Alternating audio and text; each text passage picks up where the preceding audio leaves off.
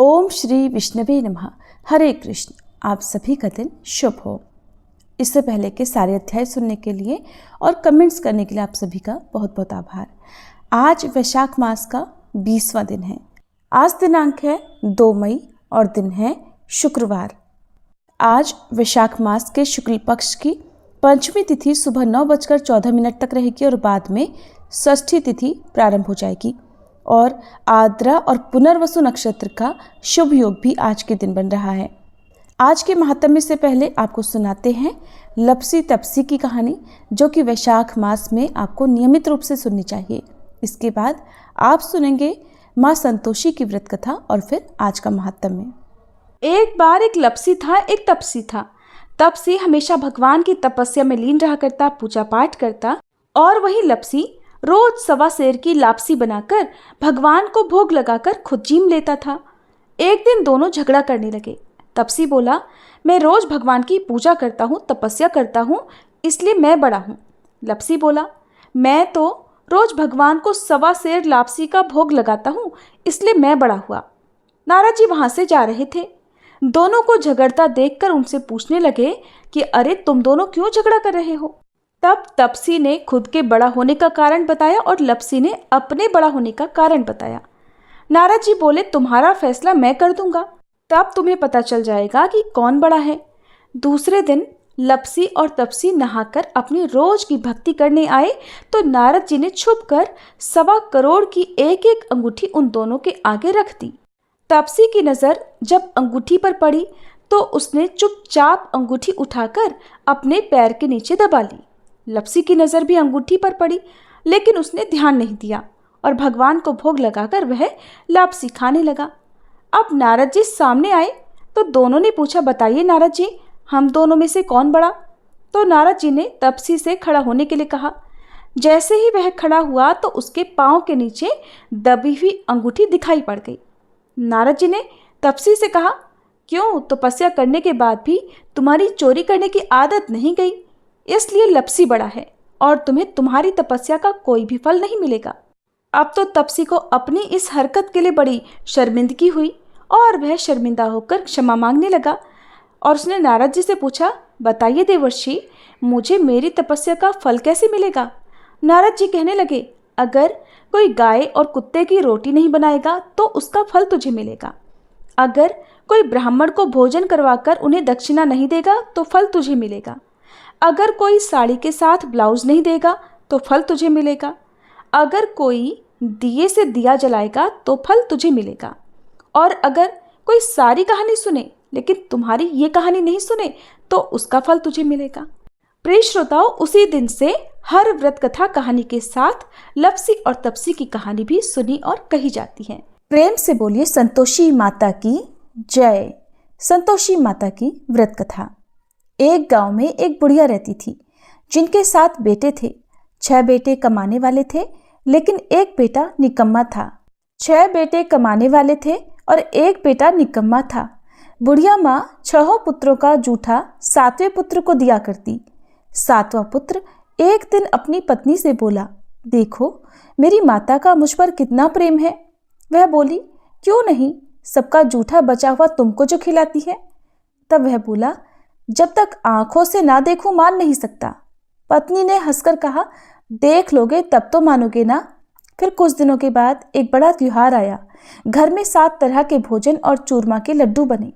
वह पत्नी की बात को जांचने के लिए सिर दर्द का बहाना बनाकर पतला कपड़ा ओढ़कर रसोई में जाकर सो गया और कपड़े में से सब देखता रहा।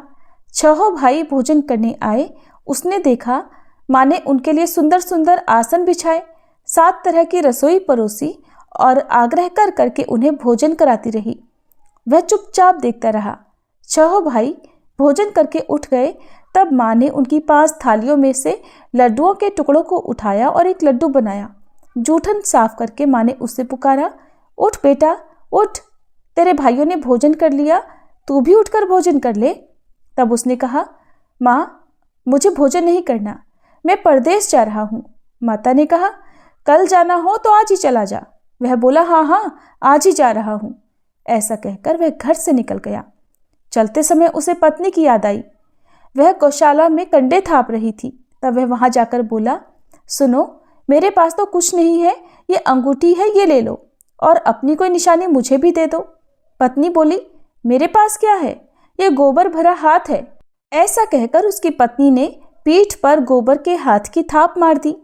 तब वह चल पड़ा। चलते चलते दूर देश में पहुंच गया। वहां एक साहूकार की दुकान थी। वहां जाकर बोला, सेठ जी, मुझे नौकरी पर रख लो। साहूकार को नौकर की सख्त जरूरत थी। साहूकार ने कहा, काम देखकर तनख्वाह मिलेगी। उसने कहा, सेठ जी, जैसा आप ठीक समझे। अब उसे साहूकार के यहाँ नौकरी मिल गई। वह वहाँ दिन रात मेहनत से काम करने लगा। कुछ दिन में दुकान का लेन देन, हिसाब किताब, ग्राहकों को माल बेचना, सारा काम करने लगा। साहूकार के 7-8 नौकर थे, वे सब चक्कर खाने लगे, लेकिन उसने अपनी लगन, परिश्रम और ईमानदारी से सभी को पीछे छोड़ दिया और उसे फिर अपने किए का फल भी मिला। सेठ ने भी उसका काम देखा और 3 महीनों में ही उसे मुनाफे में साझीदार बना लिया। परिश्रम करते करते 12 वर्षों में ही वह नगर का नामी सेठ बन गया और सेठ अपना सारा कारोबार उस पर छोड़कर बाहर चला गया। इधर घर पर उसकी पत्नी पर क्या बीती वह भी सुनिए। सास ससुर उसे अब दुख देने लगे। गृहस्थी का सारा काम करवाकर उसे लकड़ी लेने जंगल में भेजा करते। इस बीच घर की रोटियों के आटे से जो भूसी निकलती उसकी रोटी बनाकर रख दी जाती और फूटे नारियल की नरेली में पानी दिया जाता। इस तरह उसके दिन बीतते रहे। एक दिन जब वह जंगल में लकड़ी लेने जा रही थी, तब उसे रास्ते में बहुत सी स्त्रियां संतोषी माता का व्रत करती दिखाई दी। वह वहां खड़ी होकर पूछने लगी, बहनों, ये तुम किस देवी या देवता का व्रत कर रही हो और इसके करने से क्या फल मिलता है? इस व्रत के करने की क्या विधि है? यदि तुम अपने इस व्रत का विधान मुझे समझाकर कहोगी तो मैं तुम्हारा बड़ा एहसान मानूंगी। उनमें से एक स्त्री बोली, सुनो, ये संतोषी माता का व्रत है। इसके करने से निर्धनता और दरिद्रता का नाश होता है, लक्ष्मी आती है, मन की चिंताएं दूर होती हैं, मन को प्रसन्नता और शांति मिलती है, निपुति को पुत्र मिलता है, पति बाहर गया हो तो वह शीघ्र लौट आता है, कुमारी कन्या को मनपसंद वर मिलता है, चलता मुकदमा खत्म हो जाता है, कलह क्लेश की स्थिति हो तो मुख शांति होती है, घर में धन जमा हो, धन जायदाद का लाभ होता है, और भी जो कुछ भी मन में हो, जो कुछ भी कामना हो, सब संतोषी माता की कृपा से पूरी हो जाती है, इसमें संदेह नहीं। तब वह पूछने लगी, ये व्रत कैसे किया जाता है, ये भी बताओ तो बड़ी कृपा होगी। वह स्त्री कहने लगी, बहन, बिना परेशानी, श्रद्धा और प्रेम से जितना भी बन सके प्रसाद लेना। 5.25 पैसे से 5.25 आने या फिर इससे भी ज्यादा शक्ति और भक्ति के अनुसार गुड़ और चना लेना। हर शुक्रवार को निराहार रहकर कथा कहना सुनना। इसके बीच में क्रम टूटना नहीं चाहिए। लगातार नियम का पालन करना। सुनने वाला कोई ना मिले तो घी का दीपक जलाकर उसके आगे जल से भरा हुआ पात्र रखकर कथा कहना, परंतु नियम नहीं टूटना चाहिए। जब तक कार्य सिद्ध न हो नियम पालन करना और कार्य सिद्ध हो जाने पर व्रत का उद्यापन करना। 3 मास में ही माता पूरा फल प्रदान करती हैं। यदि किसी के ग्रह खोटे हों तब भी माता 1 वर्ष में अवश्य उनको अनुकूल करती हैं। कार्य सिद्ध होने पर ही उद्यापन करना चाहिए, बीच में नहीं। उद्यापन में 2.5 सेर आटे का खाजा और इसी अनुसार खीर और चने का साग बनाना। 8 बच्चों को भोजन कराना। जहाँ तक मिले देवर, जेठ, भाई बंधु या कुटुंब के लड़के लेना। ना मिले तो रिश्तेदारों और पड़ोसियों के लड़के बुलाना। उन्हें भोजन कराकर यथाशक्ति दक्षिणा देकर माता का नियम पूरा करना। ध्यान रखना, उस दिन घर में कोई खटाई न खाए। ये सुनकर वह वहां से चल पड़ी। रास्ते में लकड़ी के गट्ठर को उसने बेच दिया और उन पैसों में गुड़ चना लेकर माता के व्रत की तैयारी कर आगे चली। रास्ते में संतोषी माता के मंदिर में जाकर वह माता के चरणों में लेट गई और विनती करने लगी, माँ, मैं दीन हूँ, निपट मूर्ख हूँ, व्रत के कोई भी नियम नहीं जानती हूँ, मैं बहुत दुखी हूँ। हे माता, मेरा दुख दूर करो, मैं तुम्हारी शरण में हूँ। संतोषी माता को उस पर दया आ गई। एक शुक्रवार बीता कि दूसरे शुक्रवार को ही उसके पति का पत्र आया और तीसरे शुक्रवार को उसका भेजा हुआ पैसा भी आ पहुंचा। अब तो ये देखकर जिठानी मुंह सिकोड़ने लगी, इतने दिनों बाद पैसा आया, इसमें क्या बढ़ाई है। लड़के ताने देने लगे, काकी के पास तो पत्र आने लगे, रुपया आने लगा, अब तो काकी की खूब खातिर बढ़ेगी और अब तो काकी बुलाने से भी नहीं बोलेगी। बेचारी सरलता से कहती कि भैया पत्र आए, रुपया आए तो हम सब के लिए ही तो अच्छा है। ऐसा कहकर आंखों में आंसू भरकर संतोषी माता के मंदिर में जाकर वह मातेश्वरी के चरणों में गिरकर रोने लगी। कहने लगी, माँ मैंने तुमसे पैसा तो नहीं मांगा, मुझे पैसे से क्या काम, मुझे तो अपने सुहाग से काम है। माँ मैं तो अपने स्वामी के दर्शन और सेवा मांगती हूँ। तब माता ने प्रसन्न होकर कहा कि जा बेटी, तेरा स्वामी भी जल्दी आएगा। ये सुनकर खुशी से बावली होकर वह घर आकर काम करने लगी। अब संतोषी माता विचार करने लगी कि इस भोली भाली पुत्री से मैंने कह तो दिया कि तेरा पति शीघ्र आएगा, पर आएगा कहाँ से? वो तो इसे स्वप्न में भी याद नहीं करता। उसे इसकी याद दिलाने तो अब मुझे ही जाना पड़ेगा।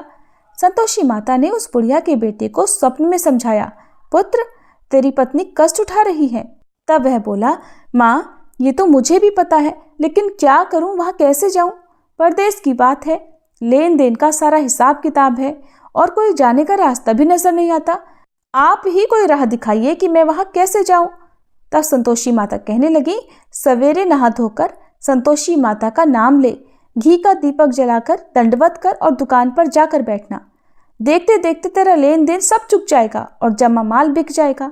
सांझ होते होते धन का ढेर लग जाएगा। अब तो वह अगले दिन सुबह बहुत जल्दी उठा। उसने अपने मित्रों परिचितों से स्वप्न में माता द्वारा कही गई बात कह सुनाई।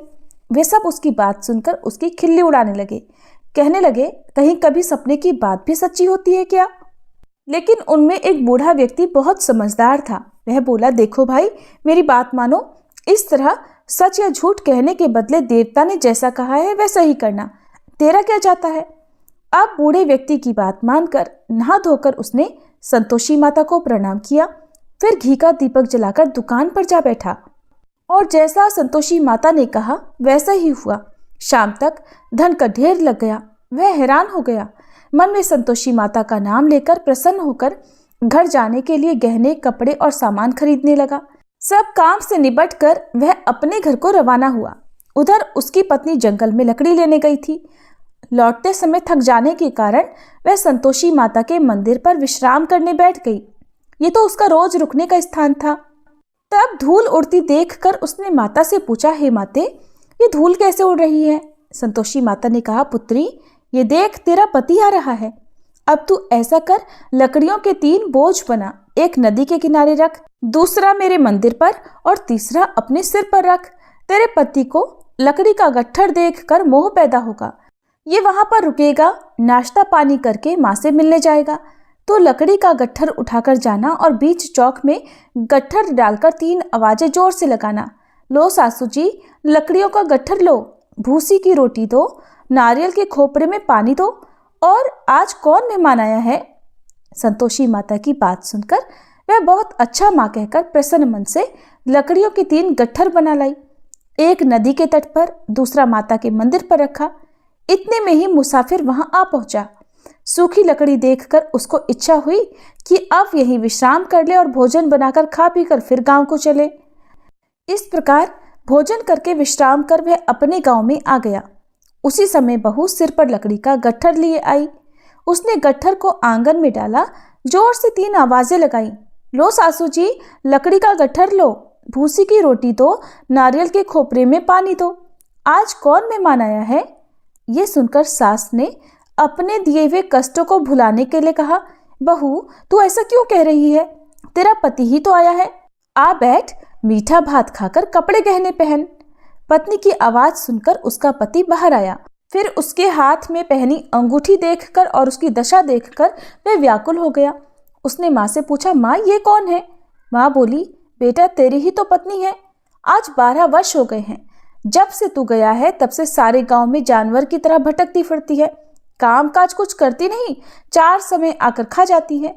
अब मुझे देखकर भूसी की रोटी और नारियल के खोपरे में पानी मांगती है।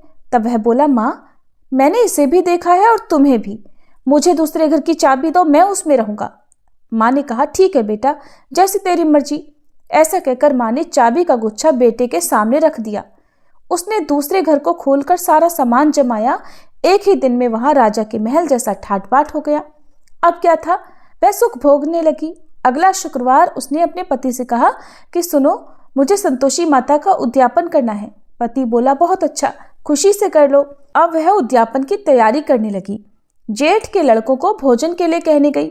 उन्होंने मंजूर किया, परंतु पीछे से जेठानी ने अपने बच्चों को सिखलाया, देखो रे, भोजन के समय सब लोग खटाई मांगना, जिससे उसका उद्यापन पूरा ना हो। अब लड़के भोजन करने आए। खीर पेट भरकर खाई, लेकिन माँ की बात याद आते ही कहने लगे, चाची हमें कुछ खटाई खाने को दो, खीर खाना हमें बिल्कुल अच्छा नहीं लगता। और लड़के उठ खड़े हुए, फिर बोले, पैसे लाओ।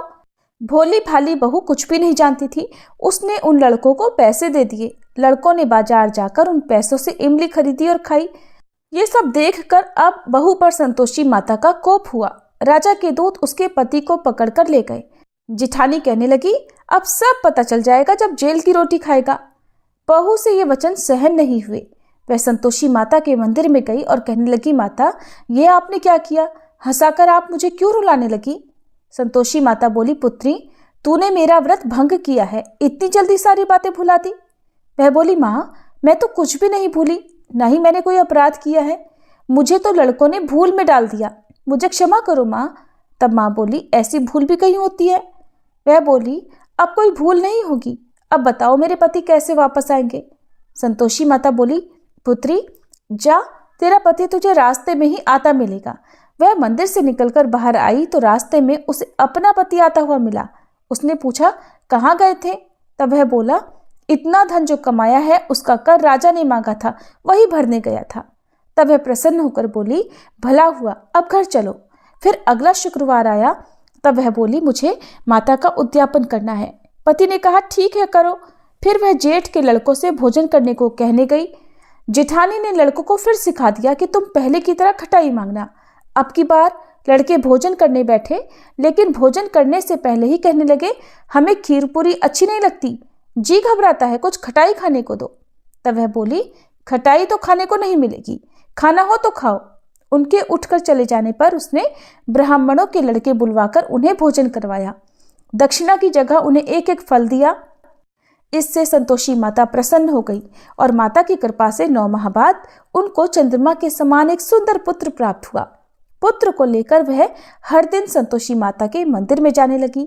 माँ ने सोचा, ये रोज आती है, आज क्यों ना मैं ही इसके घर चलूं, इसका आश्रय देखूं तो सही, ये कैसे रहती है, कहाँ रहती है।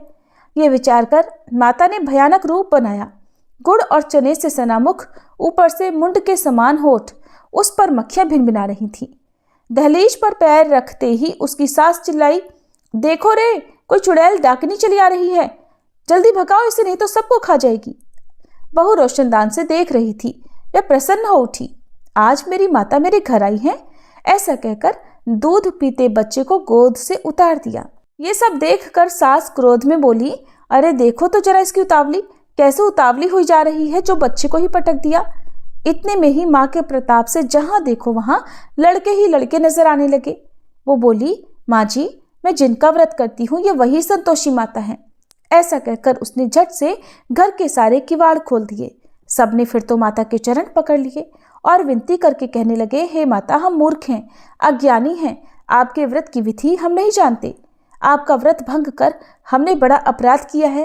हे माते, आप हमारे सभी अपराधों को क्षमा करो। इस तरह बार बार कहने पर संतोषी माता प्रसन्न हो गई। इसके बाद उसकी सास कहने लगी, हे संतोषी माता, आपने बहू को जैसा फल दिया वैसा सबको देना। जो यह कथा सुने या पढ़े उसके भी सभी मनोरथ पूर्ण करना।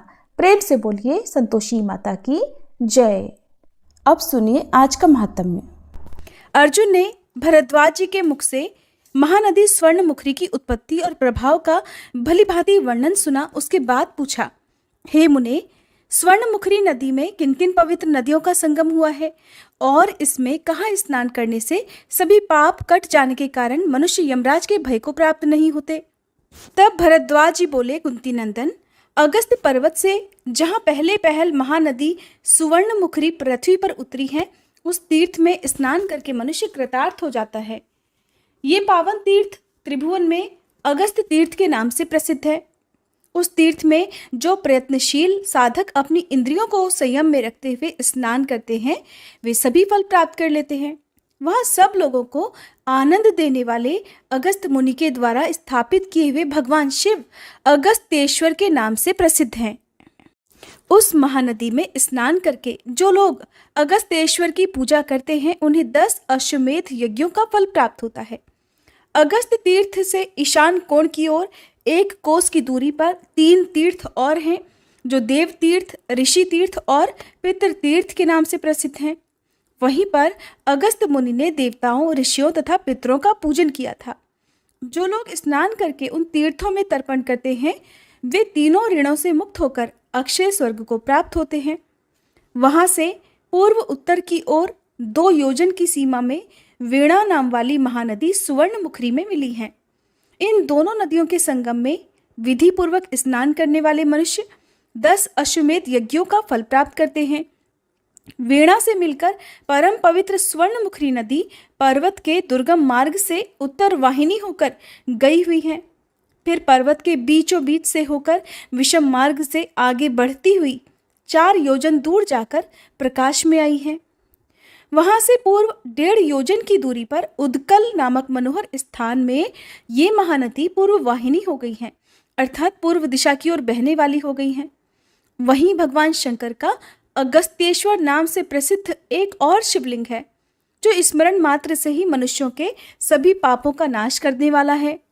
जो मनुष्य उस महानदी में स्नान करके इंद्रियों को संयम में रखते हुए अगस्त मुनि के द्वारा स्थापित भगवान पार्वतीनाथ का दर्शन करते हैं वे अनेक जन्मों की उपार्जित पाप राशि को दूर करके अनंत काल तक स्वर्गलोक में सुख भोगते हैं। वहां से तीर्थ समुदाय से सुशोभित स्वर्णमुखी नदी पुनः आधे योजन तक उत्तर की ओर गई है। वह प्रदेश हिंताल, ताल और शाल आदि वृक्षों से बड़ा मनोहर लगता है। वहीं व्याघ्रपदा नाम वाली नदी स्वर्णमुखी नदी में मिली है। उन दोनों नदियों के संगम में स्नान करने वाले श्रेष्ठ मनुष्य 10 अश्वमेध यज्ञों का पूर्ण फल प्राप्त करते हैं। व्याघ्रपदा नदी के तट पर शंख तीर्थ सुशोभित है जो सब पापों का नाश करने वाला है। अर्जुन, वह शंखेश्वर नाम से प्रसिद्ध भगवान शिव विराजमान है। जो उस तीर्थ में भलीभांति स्नान करके भगवान शंकर का दर्शन करते हैं वे 10 अश्वमेध यज्ञों का फल प्राप्त करके फिर देवलोक में जाते हैं। व्याघ्रपदा संगम से 1 योजन भूमि आगे जाकर शुभ और निर्मल जल बहाने वाली मुनीन्द्र सेवित स्वर्णमुखी नदी वृषभाचल के समीप पहुंची है। वहां मंगलदायिनी कल्या नाम वाली पवित्र नदी स्वर्णमुखी में आकर मिली है। वह वृषभाचल से प्रकट हुई है। तीर्थराज से उसकी शोभा और भी अधिक बढ़ गई है। नदियों में उत्तम कल्या नदी पाप समूह का नाश करने वाली है। उन दोनों नदियों के संगम की महिमा बतलाने में भला कौन समर्थ है। जहाँ नदी के बीच में ब्रह्मशिला विराजमान है और अगस्त जी की तपस्या के प्रभाव से जहाँ गया तीर्थ का वास है, उन दोनों नदियों के पवित्र संगम में स्नान करने वाले मनुष्य 100 पुंडरीक यज्ञों का फल प्राप्त करते हैं और उनके ब्रह्म हत्या आदि सभी पाप भी नष्ट हो जाते हैं। इसके बाद महानदी स्वर्णमुखी के उत्तर भाग में आधे योजन दूर सुप्रसिद्ध वेंकटाचल पर्वत विराजमान है जिसकी ऊंचाई 1 योजन की है। भगवान मधुसूदन ने पहले वाराह शरीर से इस पर्वत को अपने रहने के लिए स्वीकार किया था, इसलिए श्रेष्ठ पुरुषों ने इसे वाराह क्षेत्र कहा है। वेंकटाचल पर भगवान विष्णु श्री लक्ष्मी जी के साथ सदैव निवास करते हैं। जो लोग वेंकटाचल निवासी जगदीश्वर विष्णु का स्मरण करते हैं वे सब दोषों से रहित होकर सनातन अविनाशी पद को प्राप्त होते हैं।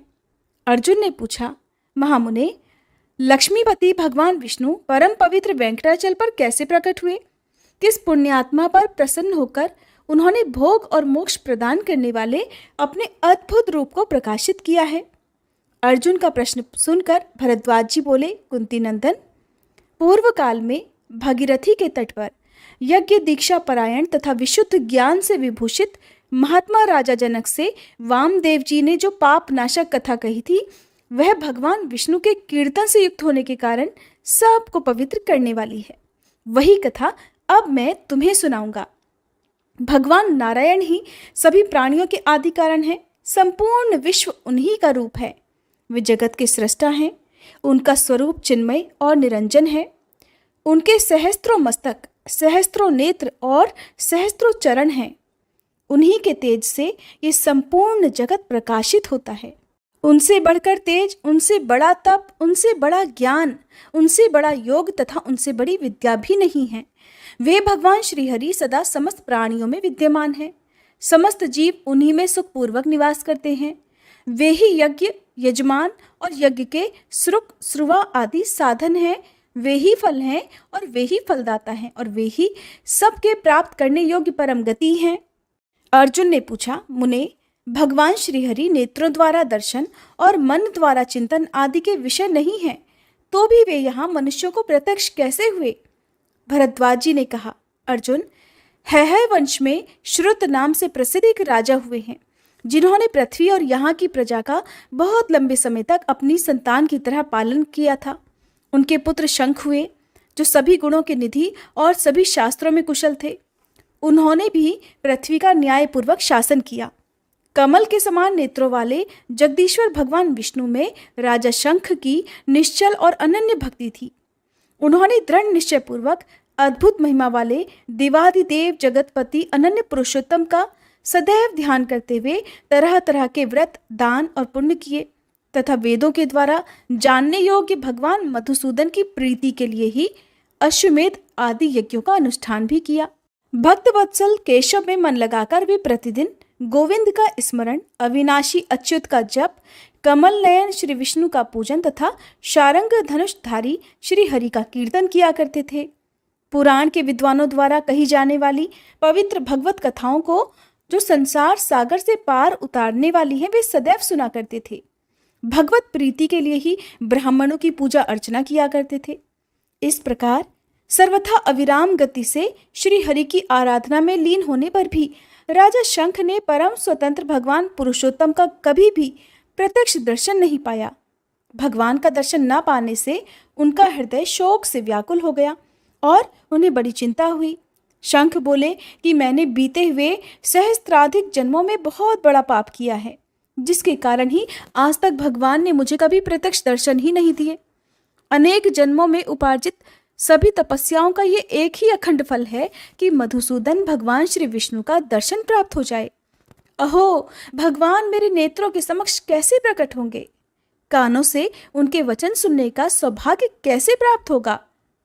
इस प्रकार चिंता से व्याकुल होकर जब राजा के मन में जीवित रहने की इच्छा ही नहीं रह गई, तब अव्यक्त मूर्ति भगवान विष्णु ने सबके सुनते हुए कहा, राजन, तुम शोक मत करो। तुम तो एकमात्र मेरी शरण में आए हुए साधु भक्त हो। मैं भला तुम्हारा त्याग कैसे कर सकता हूँ? यह वेंकट नामक पर्वत तीनों लोकों में प्रसिद्ध है। राजन, यहाँ का निवास मुझे वैकुंठ से भी अधिक प्रिय है। उस श्रेष्ठ पर्वत पर जाकर भक्ति पूर्वक तपस्या करते रहने पर मैं तुम्हें प्रत्यक्ष दर्शन दूंगा। तुम्हारी ही तरह महर्षि अगस्त्य भी ब्रह्मा जी की आज्ञा से अंजनाचल के महानिवास में तपस्या करने के लिए आएंगे। उसी पर्वत पर निवास करते हुए तुम भी मेरी आराधना करो, इससे तुम मेरा दर्शन प्राप्त कर लोगे। भगवान के इस प्रकार आज्ञा देने पर राजा शंख को बड़ी प्रसन्नता हुई।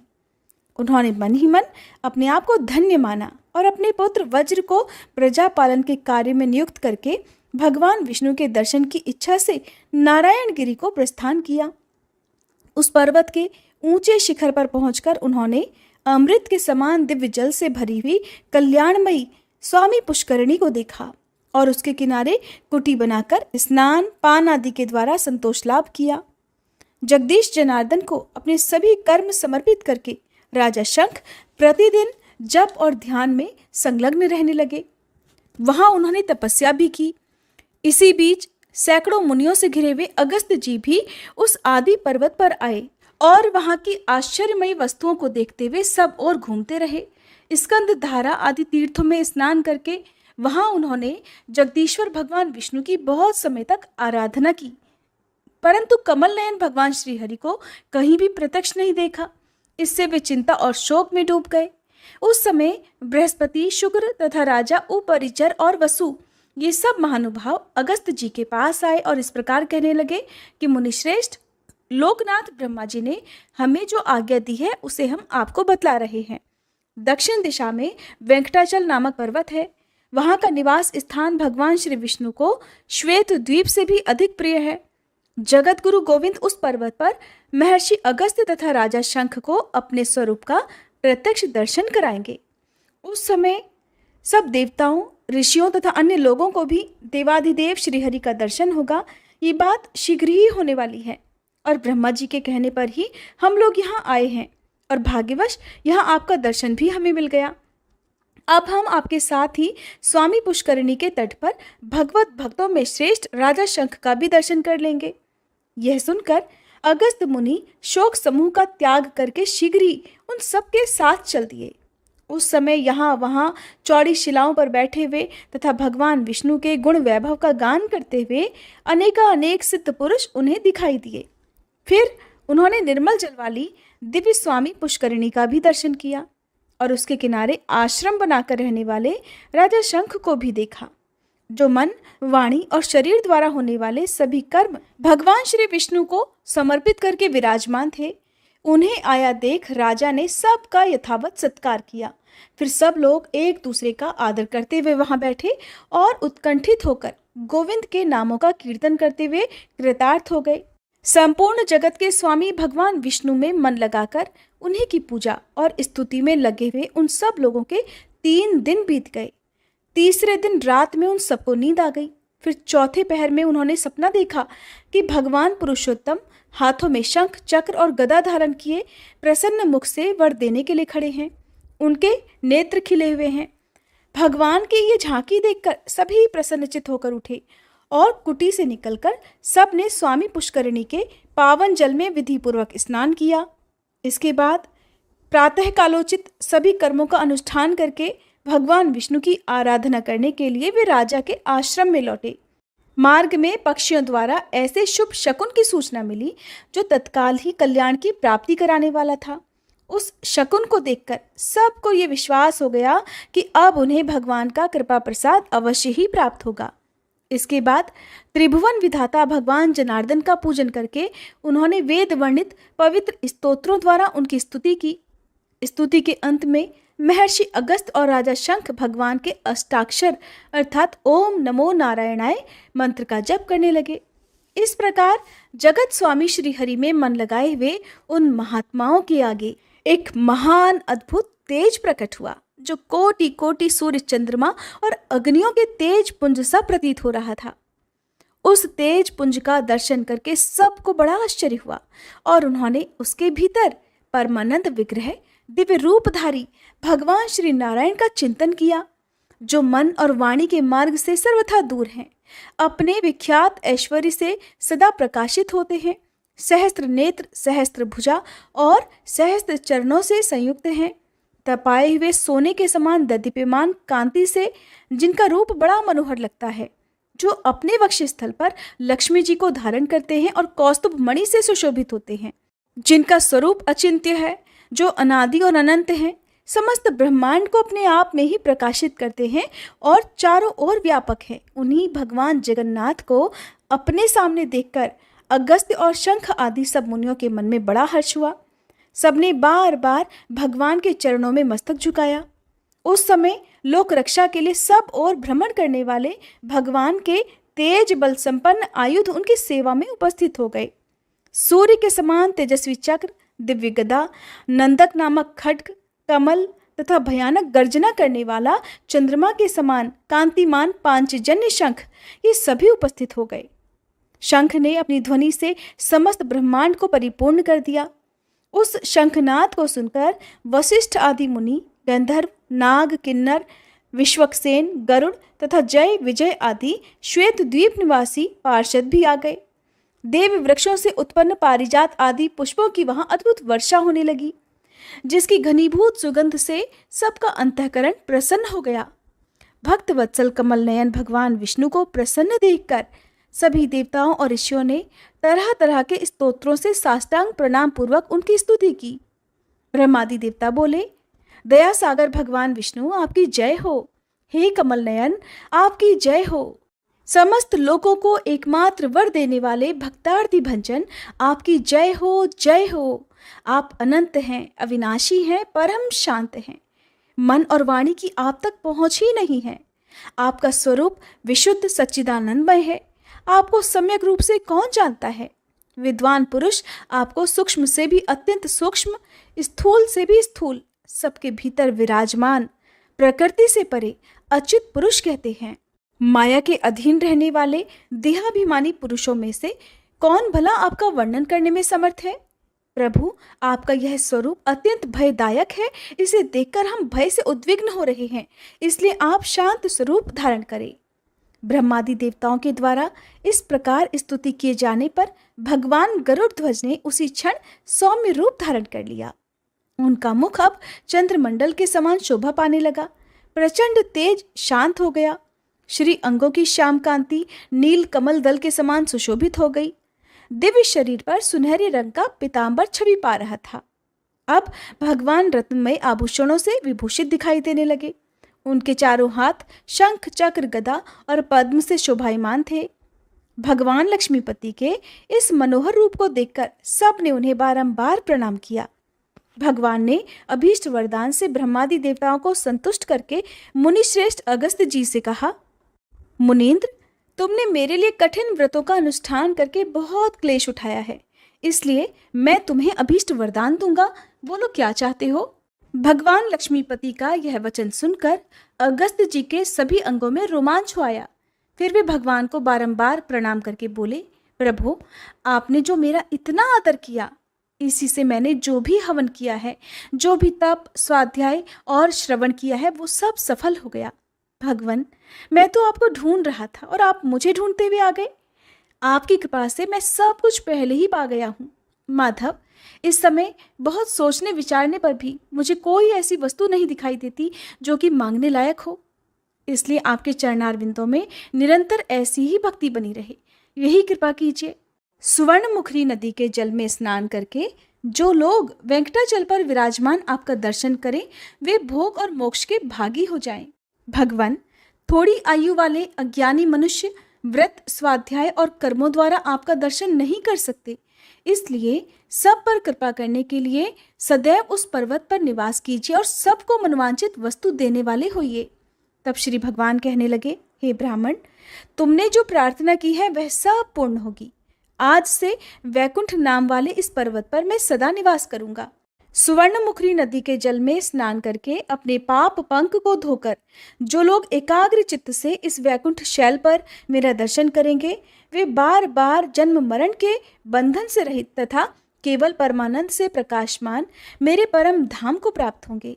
जो मनुष्य जिन कामनाओं की इच्छा से यहाँ आकर मेरा दर्शन करेंगे, वे उन कामनाओं को निस्संदेह प्राप्त कर लेंगे।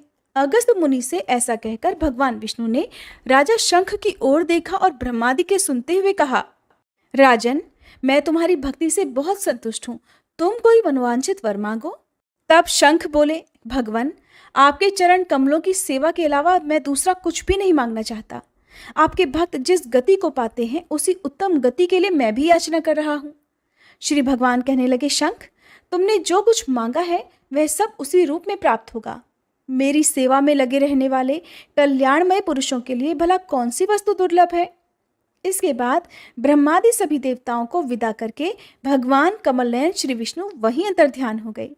अर्जुन, यह वेंकटाचल का प्रभाव तुम्हें बताया गया है।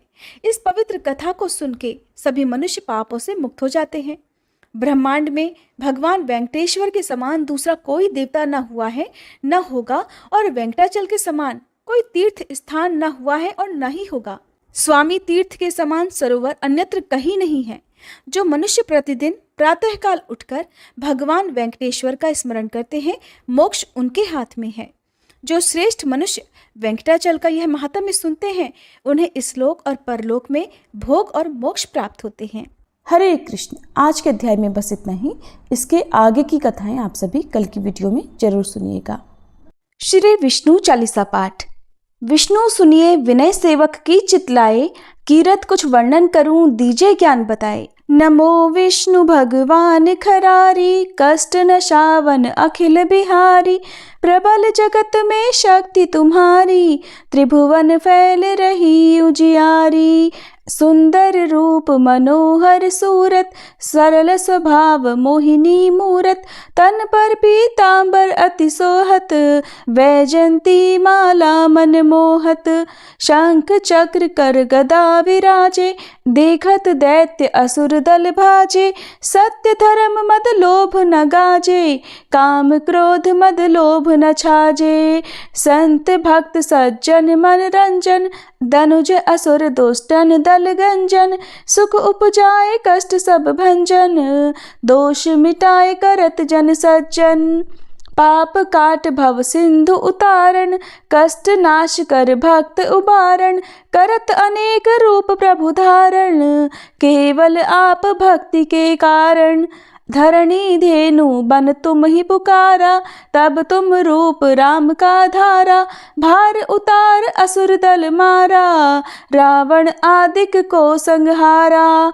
आप वराह रूप बनाया, हिरण्याक्ष को मार गिराया, धर्मत्स्य तन सिंधु बनाया, 14 रत्नन को निकलाया, अमिलख असुरन द्वंद मचाया, रूप मोहिनी आप दिखाया, देवन को अमृत पान कराया, असुरन को छवि से बहलाया, कूर्म रूप धर सिंधु मझाया, मंदराचल गिरि तुरत उठाया, शंकर का तुम फंद छुड़ाया, भस्मासुर को रूप दिखाया, वेदन को जब असुर डुबाया, कर प्रबंध उन्हें ढूंढवाया, मोहिनी बनकर खल ही नचाया, उस ही कर से भस्म कराया, असुर जलंधर अति बलदाई, शंकर से उनकी लड़ाई, हार पार शिव शकल बनाई, कीन सती से छल खल जाई,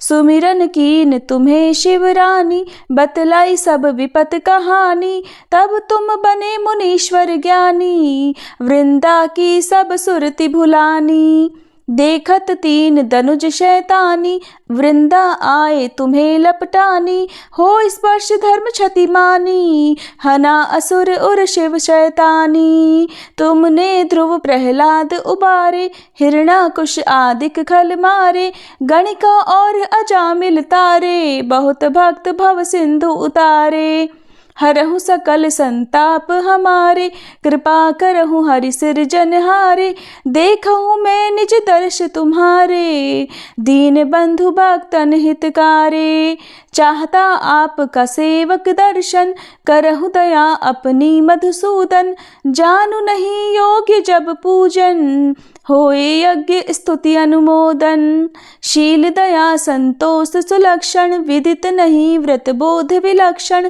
करहु आपका किस विधि पूजन, कुमति विलोक होत दुख भीषण, करहु प्रणाम कौन विधि सुमिरन, कौन भांति मैं करहु समर्पण, सुर नर मुनि करत सदा सेवकाई, हर्षित रहत परम गति पाई, दीन दुखिन पर सदा सहाई, निज जन जान लेव अपनाई, पाप दोष संताप नशायो, भव बंधन से मुक्त कराओ, सुत संपत्ति दे सुख उपजाओ, निज चरणन का दास बनाओ, निगम सदा ये विनय सुनावे, पढ़े सुने जो जन सुख पावे। प्रिय श्रोताओं, आइए अब हम सब मिलकर भगवान श्री लक्ष्मी नारायण जी से क्षमा प्रार्थना करें। हे सच्चिदानंद परम करुणामय भगवान विष्णु, हे लक्ष्मी नारायण भगवान, आप सबके अंतःकरण में वास करने वाले सर्वज्ञ, सर्वशक्तिमान और अनंत दयालु हैं। मैं आपकी इस अज्ञानमय बालिका ने जीवन के पथ पर चलते हुए अनगिनत बार अपने विचारों, वचनों और कर्मों से जाने अनजाने पाप, त्रुटियां और अपराध किए हैं। हे प्रभु, कभी किसी के साथ कटु व्यवहार किया, कभी अहंकार में कुछ ऐसा बोल गई जो आपकी मर्यादाओं के विरुद्ध था, कभी क्रोध आया, कभी मोह ने भरमाया और कभी लोभ ने मुझे आपके पथ से डगमगाया। परंतु प्रभु, आप तो क्षमाशील हैं। आप तो उसी को उठाते हैं जो गिर गया हो, उसी को थामते हैं जो भटक गया हो। हे श्री हरि, मैं स्वीकार करती हूँ कि मेरी बुद्धि संकीर्ण है, मन चंचल है, इंद्रियां आकर्षणों में बहक जाती हैं, परंतु मेरा हृदय बार बार आपके श्री चरणों की ओर ही लौट आता है। हे प्रभु, मैं आपकी शरण में हूँ। आपके बिना मेरा कोई सहारा नहीं, कोई गति नहीं। मुझ में यदि कोई गुण है तो वह आपके चरणों की भक्ति है।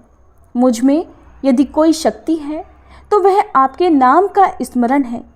आपकी कृपा के बिना मैं कुछ भी नहीं। इसलिए हे करुणा सिंधु, कृपया मुझ पर दृष्टि डालिए। मेरे समस्त पापों को क्षमा कर दीजिए। मुझे अपनी भक्ति में दृढ़ बनाइए और अपने प्रेम में बांध लीजिए। मैं न योग जानती हूँ, न यज्ञ, न तप, न व्रत। मैं तो केवल एक बात जानती हूँ कि आप मेरे हैं और मैं आपकी हूँ। यही संबंध मेरी आत्मा की अंतिम पहचान है। प्रेम से बोलिए श्री लक्ष्मी नारायण भगवान की जय, श्री कृष्ण भगवान की जय।